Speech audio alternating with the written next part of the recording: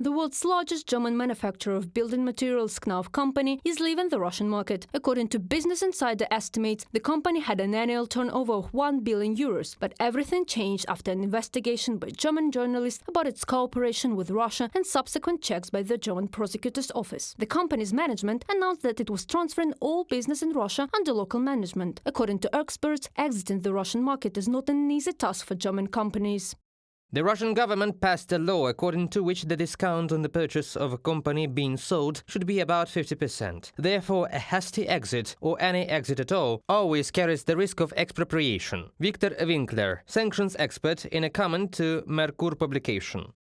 Despite Moscow's efforts to prevent foreign companies from exiting its market, there are fewer and fewer of them in Russia. At the same time, the presence of companies from so-called friendly countries is increasing. According to the Moscow Times, manufacturers from China intend to sell more than 1 million cars in Russia, while state-owned AvtoVAZ and Moskvich only 500,000 and 300,000 respectively. Statistics show that China has actually captured the Russian automobile market, which affects the prices of its products.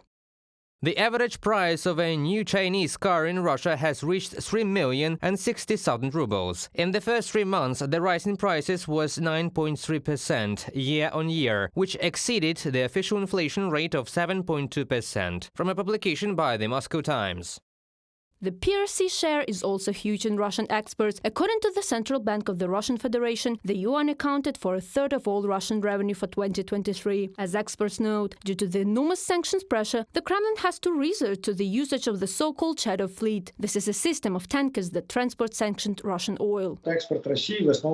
Russia's exports are mainly concentrated around oil, raw oil. Accordingly, Russia sends it either via pipelines to China or via tankers to China and mainly India. India is a key buyer, and some also are sent to Turkey. Belarus, the closest ally of the aggressor country, became literally the gateway on the way of sanctioned goods from Europe to Russia. This country accounts for approximately a third of shadow exports to Russia, more than 10 billion euros in 2022-2023. So in the investigation of the publication, we are talking about sanctioned European trucks that are imported into Russia by dozens of Belarusian companies. The countries of origin of the trucks are Sweden, Belgium, the Netherlands, France, Germany and Poland. Last year alone, writes Verstka, more than 600 tractors worth $60 million were brought from Belarus to Russia. Reported by Halina Babenko, Andriy Dmitrenko, UATV News.